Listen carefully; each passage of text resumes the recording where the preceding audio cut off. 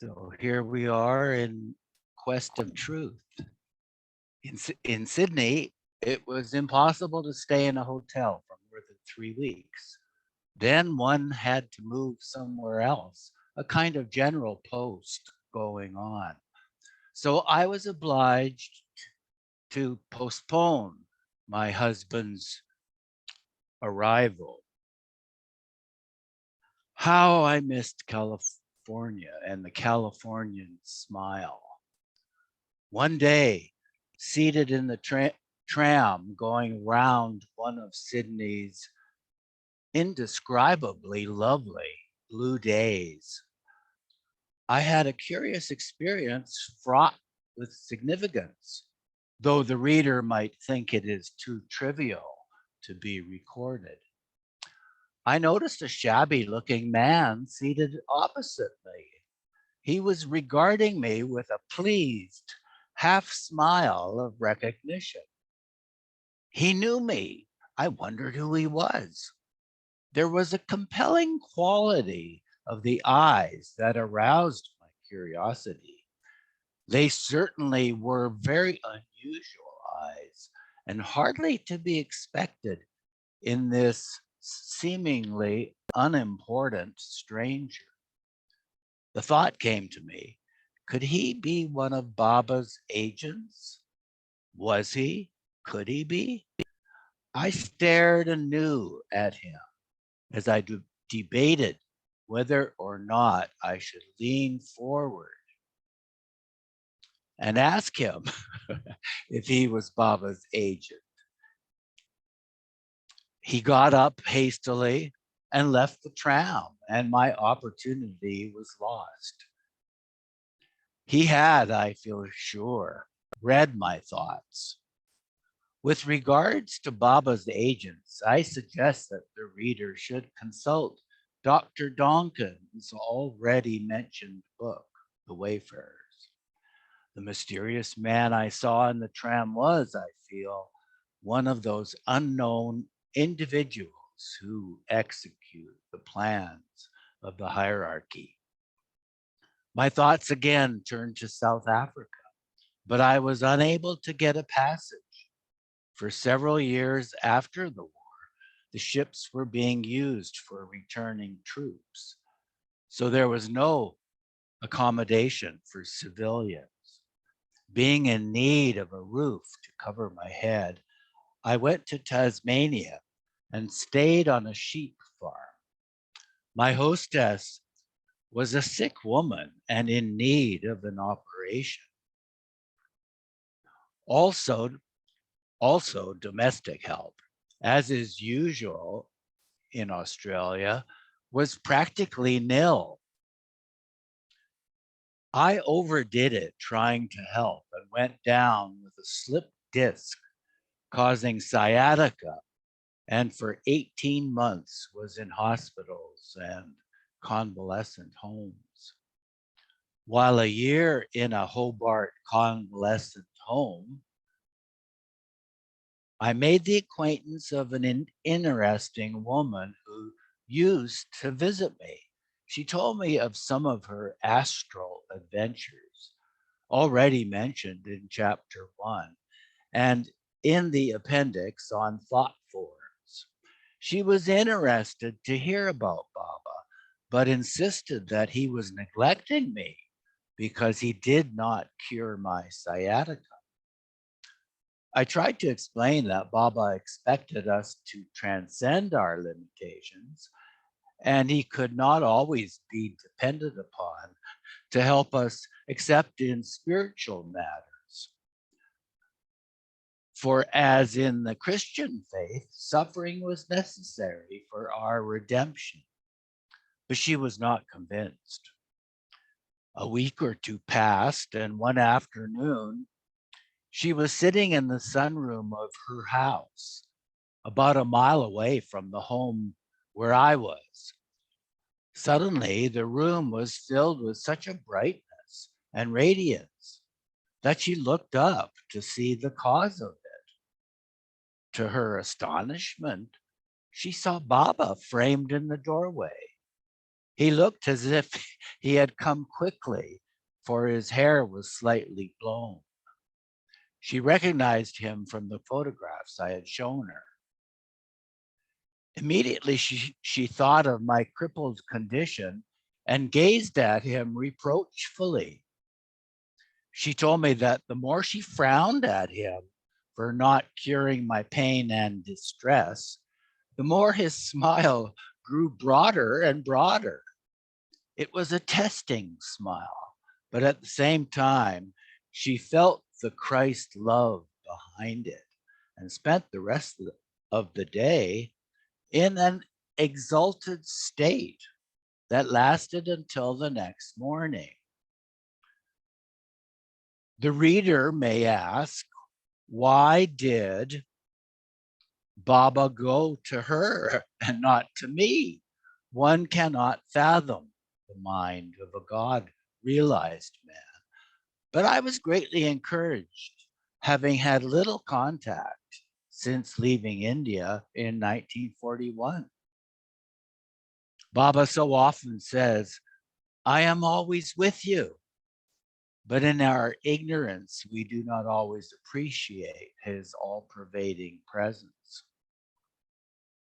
Many have had visions of Meher Baba. Shortly before leaving America, I had an enthusiastic letter from a Chinese friend. He knew nothing of the master except what I had told him, and he had seen his photograph. He was sad at my departure and needed cheering up. He wrote that one night he had been working so late that he thinks he fell half asleep. Suddenly, he saw Baba standing before him. He wrote that Baba had the kindest smile that he had ever beheld on the face of any man, and now he knew for certain who Baba was. The master can be, quote unquote, seen all over the world. There is nothing unusual about these visions, for the universal consciousness can be manifested anywhere at one and the same time. One of the most curious stories I have heard was that of a devout Hindu who was engaged in his prayers to Ram. It appears that Ram suddenly materialized to the devotee and told him to go to Meher Baba.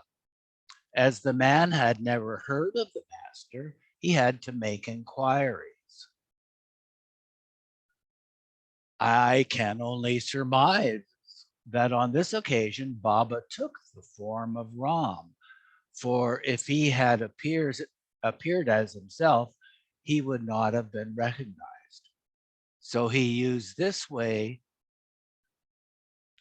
to draw the man to himself. Other masters have used much the same technique. Gloria, could you unmute and continue, please? At last, well enough to leave Australia, I was undecided whether to go back straight to England or to South Africa. I really wanted to return home by India in the hopes of seeing Baba again, although I knew he was, as usual, in deep seclusion and had cut himself off from his followers. However, I decided to send a cable proposing to go to Bombay. Also, I had no idea where the master might be, and I knew the cable may take a week to reach its destination, since Baba tends to no correspondence, which is in the hands of his mandali. The following night, I had a dream. It was singularly vivid. It was Baba's answer to my cable, which he had not yet received. I became aware that the master was sitting on the world, as it were, deeply absorbed in intense concentration. I could feel the concentration and his absorption in whatever it was that he was doing. But at the same time, the dream gave me a wonderful sense of his love and protection. I was sitting with him, though he did not appear to be taking any notice of me. Yet he had one arm round my neck as if to imply that he was taking care of me and that there was no need to worry. I walked with a complete understanding of the situation, namely, that he was too occupied in the particular work he was doing in seclusion and that he did not want me to come to India. Later, I had the answer to go to South Africa. As usual, there was the difficulty of obtaining a passage, and I was very lucky to get one through some cancellation.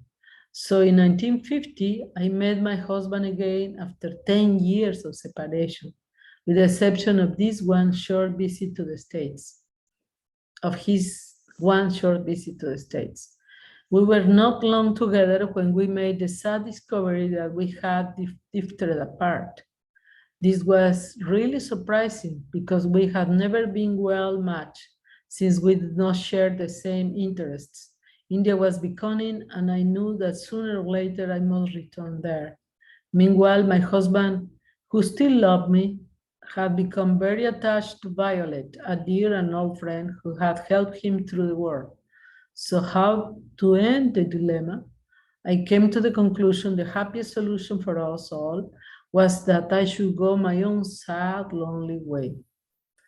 It was not till 1950 that I eventually reached my own war-scared country. Oh, to be in England when spring is there. The prime roses in the curbs were the same, the bluebells under the beech trees were the same, and so were the daffodils. The Dresden china figures regarded me sternly, the antiques there and a few old masters and ancestors looked down complacently. In fact, all the treasures were there, even though the London flat had been badly bombed. We had fortunately stored all our things of value just before. It was in many ways a sad homecoming after 11 long years. So many relatives and friends had either been killed or had passed away. The war had changed everything. Tragedies haunted most homes. Women who had lost their husbands in the First World War now lost their sons in the Second World War. It was distressing to notice certain changes for the worse. Above all, the tremendous increase in juvenile delinquency, as also in America and other countries. The people seemed tired, and this was to be expected after the horrors of modern warfare and the trials of rationing and scarcity of food. I could not help noticing the contrast after America when I watched the men working, two on a job where one would suffice. As one man told me, the moment a man tries to put in a good day's work, he gets into trouble with his mates and is penalized. The short-sighted policy of the trade unions, a state within a state, aiming at bringing human endeavor down to the lowest level of self-interest, threatens to ruin the country. I noticed, as in America, there is the same lack of self-restraint, the same dissipation and looseness in social life, all dominated by a vicious pornographic press and salacious literature, which for commercial reasons exploits all that is squalid and sexually degenerate. Even distinguished authors seem to vie with one another to produce dirty books, helping in their way also to lower the general tone of morality. The decadent democratic countries suffering from the evils of too much freedom and too much license could certainly learn from the virtues of the communist countries where sexual degeneracy and sex crimes are comparatively unknown. So far as that particular aspect of Russian life goes, why is it that there is so little sexual misbehavior? That the only explanation lies in the fact that there is no commercialization of sex, therefore no undue stressing, no exaggeration or emphasis on sex. in Russian literature, art, or film. Therefore, the Russians are not abnormally interested in sex, as we are.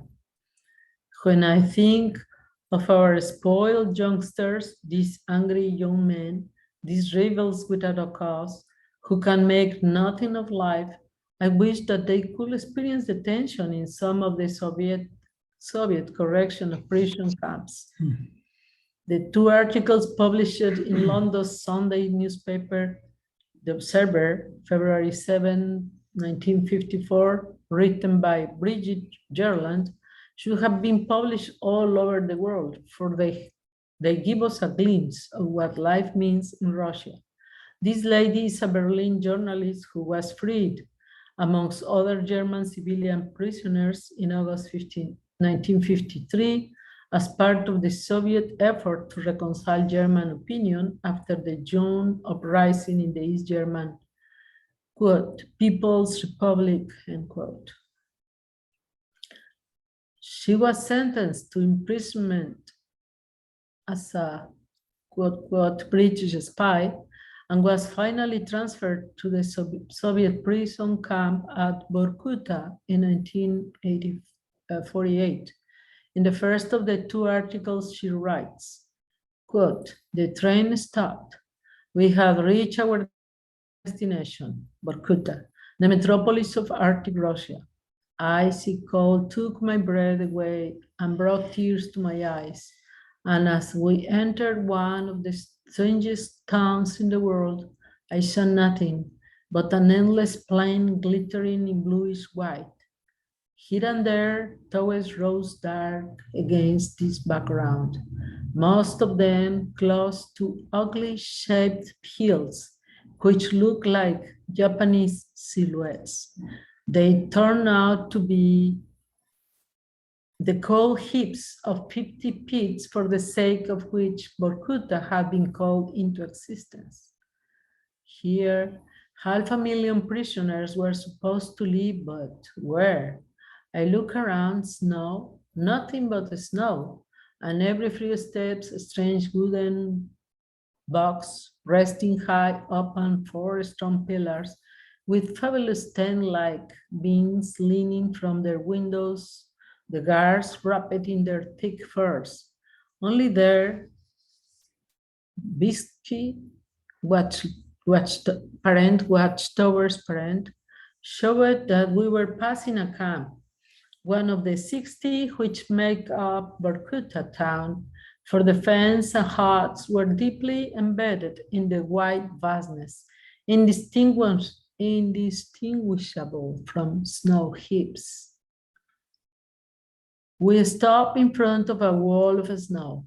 It opened, and I felt I was entering a magic mountain from which there is no return.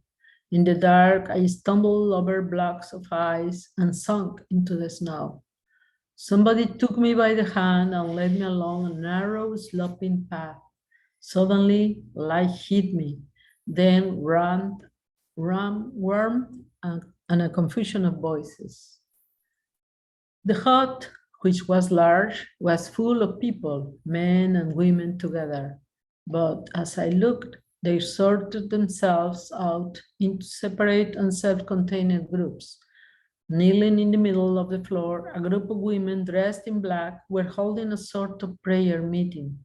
Oblivious of their surroundings, against one of the walls were a number of quite young girls in colorful embroidered blouses singing the sad, long drawn out songs of their homeland, the Ukraine. And detached from everybody else, a group of young men and women were conducting an impassioned debate for all the world as if they were in some European cafe. End quote.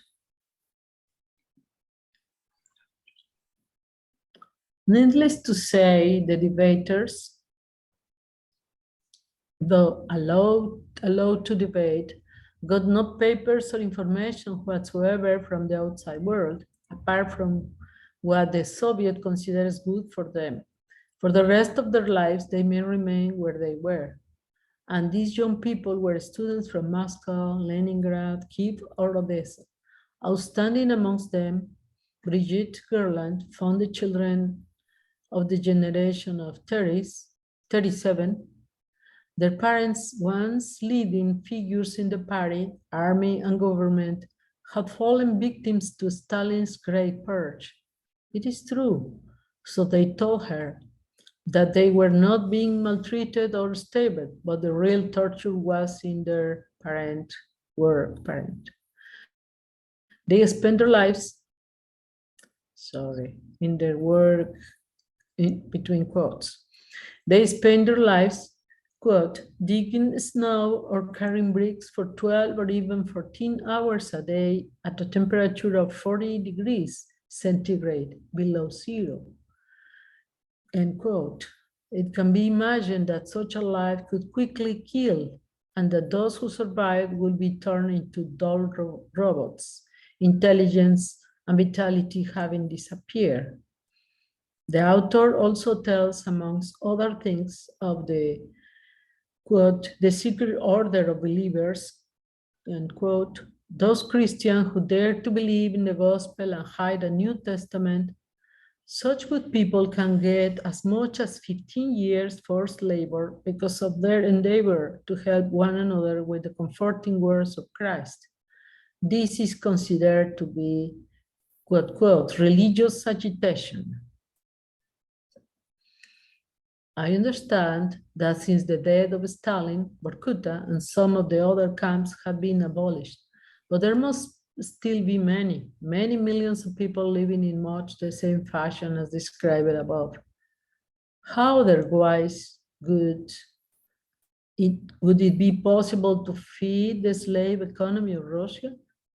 We do not hear much about China, but what we do hear does not seem any better. I know there is a tendency on the part of some journalists to pretend that conditions are so much better than they were. On the surface, that may be so, but if they look below the surface, they found that the terror regime operates just the same, and that is still a crime to be bourgeois or to come from bourgeois stock. If things have really improved, why the endless stream of refugees? And as we know, it's extremely difficult to escape the police-ridden totalitarian countries with their network of informers and hidden microphones, even in the walls of the embassies. Is life worth living if one is conditioned from the cradle to the grave by force? To have one's thinking, even one's conscious order for one, not allowed to live where one likes or to go where one likes, all patterned and conditioned by the ruthless power of dictators. On the other hand, in the so-called free countries, we have too much freedom with all its attendant vices. How to find a happy way between the two extremes of today? The only answer is a spiritual solution, and Meher Baba has given the answer. When wandering around the British Museum, I was disconcerted to find suicide communist bookshops. I found it hard to understand why the country should be flooded with communist propaganda. I do not know why it is, but so often the British will refuse to face facts till they have their backs to the wall. I also had the strong impression that society, as in America, was disintegrating for lack of self-discipline. In the last election, the people were told that they had never had it so good. The Romans also never had it so good before the barbarians came. Thanks, Gloria. Miguel, could you take over? Mm-hmm. Toll for the brave. Is that what they die for? Well, we should see what happens. Whether England will be reduced to a third-rate power in an overcrowded small island, persistently clinging to a standard of living that is artificial and not economically sound for a country that cannot feed half her own population, or whether she remains a great power with all her inherited tradition of wisdom, tolerance, endurance, humanity, and above all, valor, such as when she stood practically alone in 1940.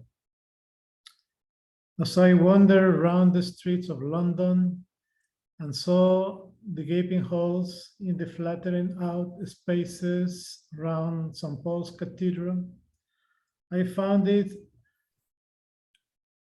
awe-inspiring to see the majesty of that great building standing out proudly as ever. That the great church should have escaped was certainly a miracle. She seemed symbolical of Britain's survival. To think that so few had held back so many in the famous Battle of Britain. As I looked, the words of Kipling came back to mind. Quote, God of our fathers, known of old, Lord of our far-flung battle line, beneath whose awful hand we hold dominion over palm and pine. Lord God of hosts, be with us yet, lest we forget, lest we forget. End quote. At the time of the quote-unquote miracle of Dunkirk, when England was in her greatest danger, Baba in India indicated the following words on his letterboard. Quote, England must win the war. Shorn of her pride and complacency, she will be senior partner in a Commonwealth of Nations. End quote. The reader with no knowledge of the occult powers of the masters who direct the events to come will no doubt be amazed at Baba's remarks. But if he studies the history of World War I and remembers how utterly unprepared Britain was, will he not concede that her escape was indeed miraculous? Remember the retreat from months and how some of our hard-pressed soldiers saw angels in the air fighting beside them, from which experience came the legend of, quote-unquote, the angels of months. There must have been many miracles during those terrible times. Then again, what happened in the early part of the Second World War? Are we ungrateful enough to maintain that we did not have divine intervention in the form of the quote-unquote miracle of Dunkirk?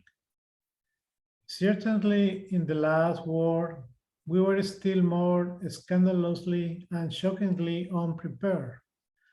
And our government and some of our high military authorities, along with the French, were completely out of date and appeared to have learned nothing from the lessons of the First World War. Also, for 6 long years, we did not heed the warnings of Winston Churchill. We have only to read The Turn of the Tide based on the war diaries of Field Marshal Viscount Alanbrockie to realize that Britain will never have won the war without the help of the most amazing luck, which always served her in the nick of time. That quote-unquote luck, however, was not just sheer chance, but ordained by the powers to be behind the scenes, the hierarchy. Students of history had often speculated on the strategic blunders of Hitler. Why, after the Dunkirk debacle, did he not immediately invade England before America could re-equip our shattered forces? Instead, Hitler overran France and did not concentrate in England when he had her at her mercy. Why? Also, did he not invade Turkey before sending his troops to Russia? Why did not Japan follow up her initiative after Pearl Harbor by bombing and destroying the defenseless American cities? For at that time, America had practically no aircraft. These missed opportunities can only suggest that the solution to these riddles is a spiritual one. History has ever shown the designing finger of God. Baba's English devotees, therefore, knew that England will come through, and again in the coming catastrophe, she will survive, for it has been ordained by the masters. Before leaving India in 1957, I reminded Baba of that 1930 remark and asked if it still held. He replied that it did.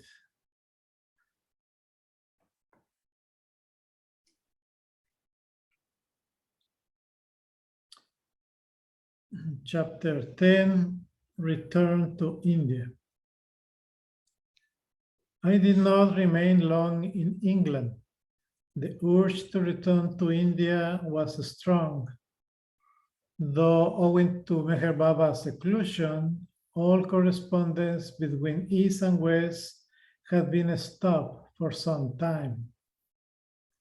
However, I felt that sooner or later I must again meet the master.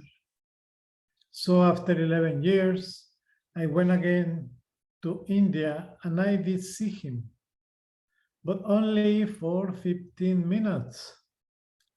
It was not till the following year, 1952, that I had the privilege of seeing more of him, for I accompanied the master on the first day after he came out of his long seclusion. He was giving a darshan at Hamimpur, the first public darshan after 15 years. I was sent ahead from Bombay with one of his men and traveled first class. The journey took about 30 hours to Kanpur, a very dirty, large manufacturing city in the north.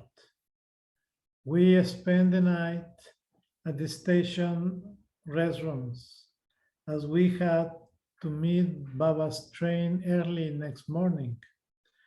It was distinctly chilly at night, though not during the day's sun. The station was crowded, as every place is crowded with humanity in this densely overpopulated country. The people wore the scantiest clothing, and most of the women only had cotton saris. I wondered at the resilience of their constitution. At last, Baba arrived with 24 of his men. The train was late. The party had traveled third class and were grimy and tired. Third class is an Indian train. In an Indian train is an ordeal at any time. But life with Meher Baba is not sinecure, and the men closely associated with the master's routine work have to live the hardest and simplest lives. Baba came up to the restrooms, and I was surprised that his first words to me were a reassuring answer to an unspoken question that had been at the back of my mind during the train journey to the north. I will explain. Although I had been greatly looking forward to the tour, I was the only woman. Baba generally traveled either with a few women and a few men, or else his party are all men. I had been a little worried at the prospect of possibly complications when I wanted to visit the toilet. So on the long journey to Kanpur, this uncomfortable thought had been at the back of my mind. Imagine my astonishment and delight then when Baba said, quote, if you want to go to the toilet, you have only to tell me, end quote. He had deliberately picked out the one thought that threatened to mar what was otherwise a most interesting journey. I have mentioned this story as an example of the miraculous care taken meticulous care taken by the master where strangers are concerned. After some rest for Baba, we were to proceed to Hamimpur, a small and very isolated township, which is entirely cut off during the monsoon. It was at a distance of about 40 miles.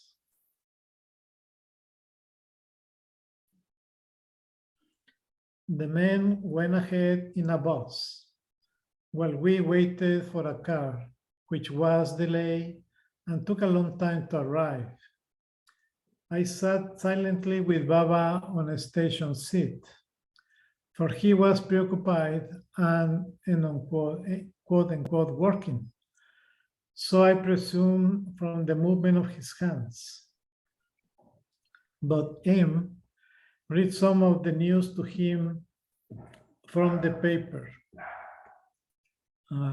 Parent, I should mention here that while Baba never reads anything himself, he nevertheless always takes an interest in the newspapers, which are carefully read to him, in parents. I was glad no one appeared to recognize the master as we sat there, but a woman Sadhu earlier in the morning had seen him and immediately came up and questioned me. The drive to Hamimpur was pleasant, the countryside being cheerful with cultivated green crops, quite unlike the barren wastes around Ahmednagar, Meher Baba's headquarters, which is a famine district. The master pointed out details, remarking that I was seeing, quote unquote, the real India. Just before we came to the great Yamuna River, we stopped at the village to inquire. It seemed that the people had succeeded in finishing the temporary pontoon bridge in time for Baba's arrival, and our car was the first to go over it. I noticed that men and women raised their hands in homage, as if they recognized him, for they had been appraised in advance of his coming. On arrival at Hamimpur, after a rest and lunch, I joined Baba, since he was going to give a Mass Darshan in a large enclosure, open at both ends to allow for the overflow, as many were expected. For the people had been waiting for a long time to see the Master, who had been in strict seclusion for so many years. He began first in a small enclosure part, washing the feet of 7 men and women, not saints or beggars, but just quote unquote good people. He afterwards bowed down to them and distributed prasad. We then went into a large pandal, a kind of hall open at the sides.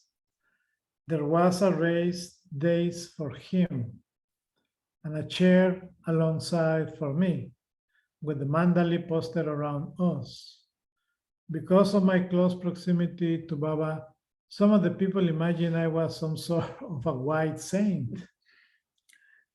They were mostly sitting cross-legged on the ground, as it is the custom, and I was much struck by my general order and self-restraint shown, considering the great excitement of this auspicious occasion.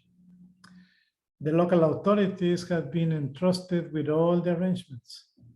To begin with, a message from Baba was given over the microphone, and there was the singing of bhajans, accompanied by the plaintive Indian music, which somehow stirs the heart. From time to time, there were shouts of quote unquote, Avatar Mehe Baba Ki Jai. Suddenly, without warning, a strange, wild-looking man appeared right in front of Baba. He was triumphantly waving with rhythmic action, a ball with a flame in it, performing arti. My impression was that the man must be a masked. To my surprise, Baba embraced him very warmly. I was told afterwards that this man had, quote unquote, rolled 27 miles to pay homage to the master. Rolling, inside quotes, is a rare act of homage occasionally made by devotees, for it is an effort of great physical endurance, which I imagine very few will care to undertake. Baba broke the man's fast by giving him some fruit. Gloria, could you continue? Give Miguel a break. Yes. Surveying the people, I felt strange, yet I had a curious sense of familiarity with the scenes before me, as if some lost chord in my memory of time had been touched. There were also moments of some anxiety when the crowds, beginning to file past Baba, were pressing in their enthusiasm on the dais, which several times shook so much that I feared the canopy might collapse on Baba's head. After it was all over, we visited a house in the town and the streets were lined all the way. It was difficult to make a passage for the car. Baba gave several more darshans next day. After this trip, I returned to Pune, to a hotel, where I was quite ill, having contracted some kind of bronchial trouble, since my lungs do not tolerate the all-pervading dust. In any case, I am one of those unfortunate Westerners who does not stand up to the Indian climate. I do not like the heat and always feel hot, sticky, and irritable.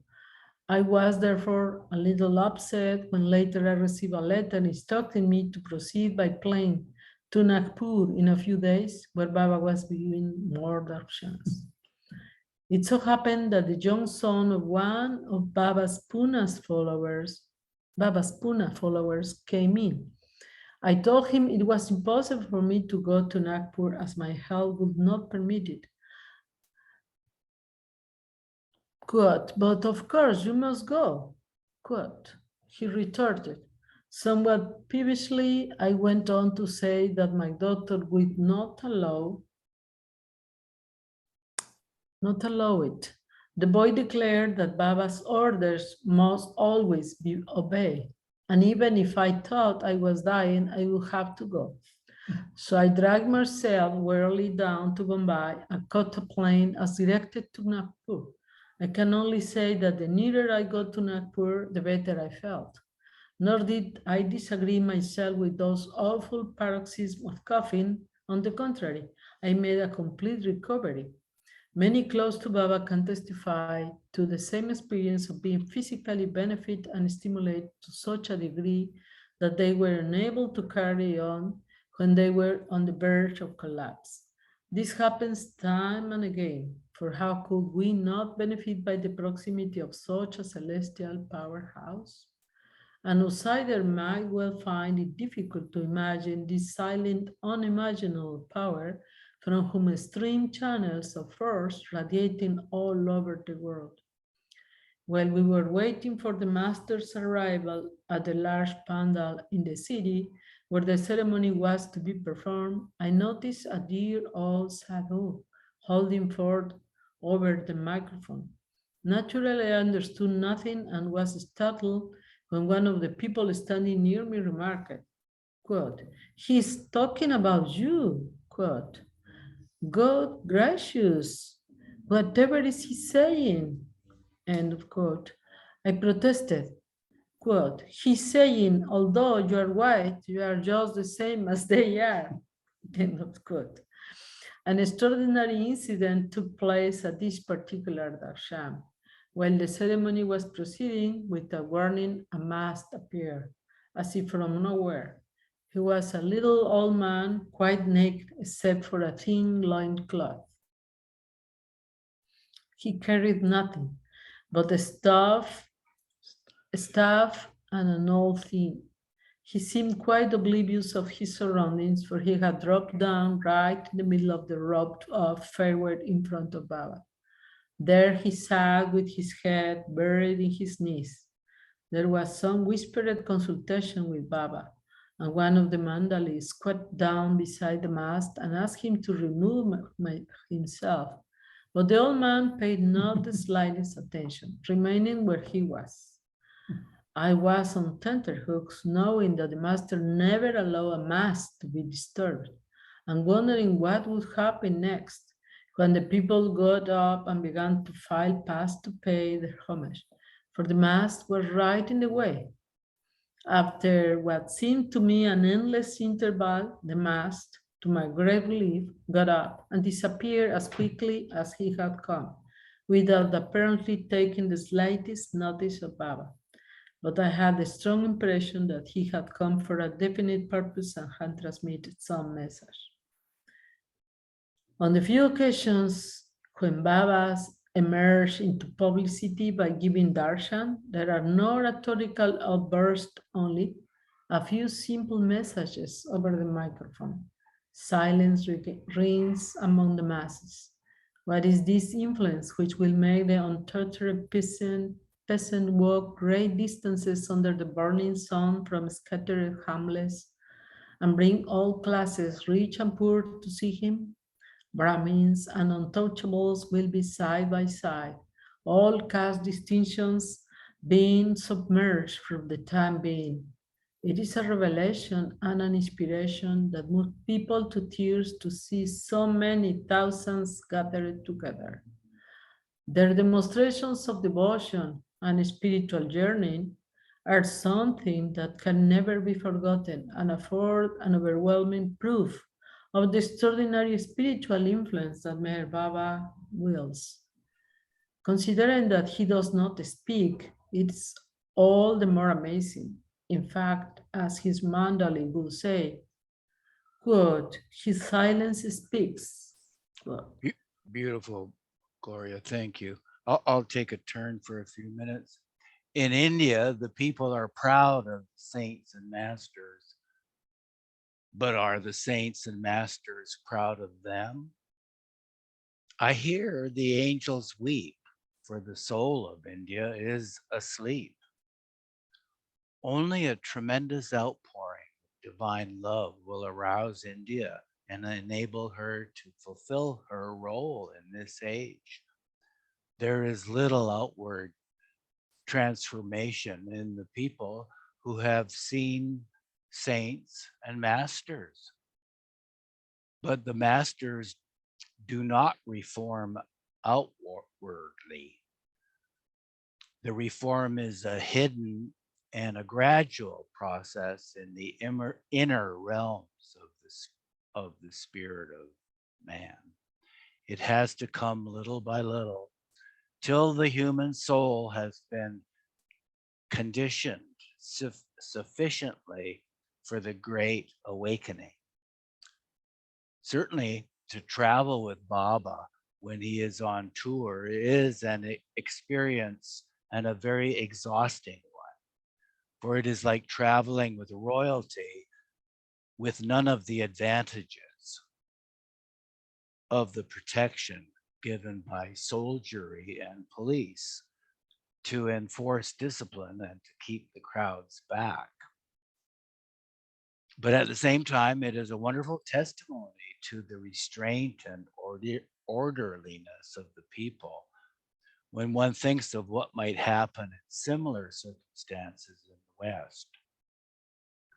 I returned to Pune again. The hotel was very empty and I found myself alone in the annex. After a couple of nights, I woke up in the early morning to see a figure in my room. But when it vanished quickly, I surmised it was a ghost. Several nights later, I woke up suddenly with my heart pounding. There was a sense of danger. I opened my eyes cautiously and saw a man bending over my bedside table. I wondered if he was a burglar and closed my eyes, hoping that he would take my wristwatch and go away.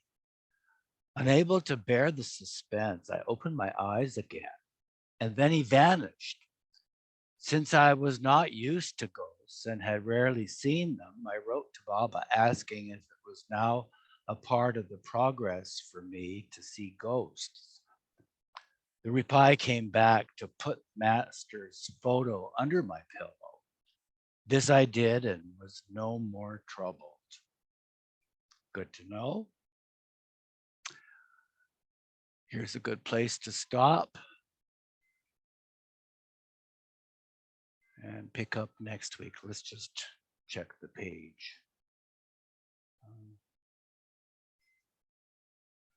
Top of 156.